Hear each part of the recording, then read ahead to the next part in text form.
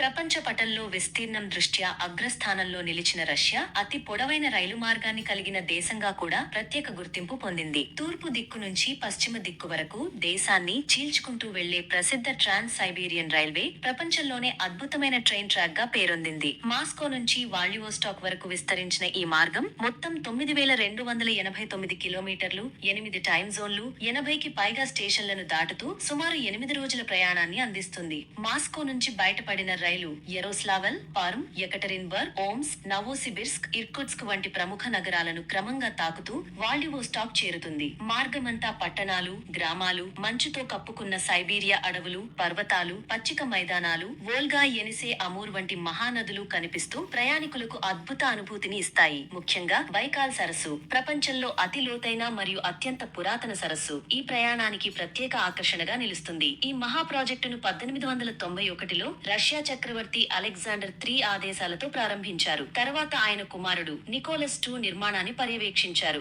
సుమారు 25 సంవత్సరాలు సాగిన పనులు 1916లో పూర్తయ్యాయి. అప్పట్లోనే ఈ నిర్మాణం ప్రపంచవ్యాప్తంగా చర్చనీయాంశమైంది. ప్రస్తుతం ఇది పర్యాటకులకు మాత్రమే కాకుండా వ్యాపారానికి కూడా కీలకంగా మారింది. పాసెంజర్ రైళ్లతో పాటు పెద్ద సంఖ్యలో గూడ్స్ రైళ్లు కూడా ఈ మార్గాన్ని ఉపయోగిస్తున్నాయి. మన దేశంలో అతిపెద్ద రైల్వే ట్రాక్ డిబ్రూఘడ్ కన్యాకుమారి మార్గం. వివేక్ ఎక్స్ప్రెస్ ప్రతి వారం డిబ్రూఘడ్ నుంచి బయలుదేరి 4218 కిలోమీటర్లు కవర్ చేస్తూ 4 రోజుల తర్వాత కన్యాకుమారి చేరుతుంది. ఈ ప్రయాణంలో 8 రాష్ట్రాలు, 58 స్టేషన్లు వస్తాయి. జనరల్, స్లీపర్, ఏసీ కోచ్లు, ప్యాంట్రీ కార్ తో ఈ రైలు ఉత్తర దక్షిణ భారతాన్ని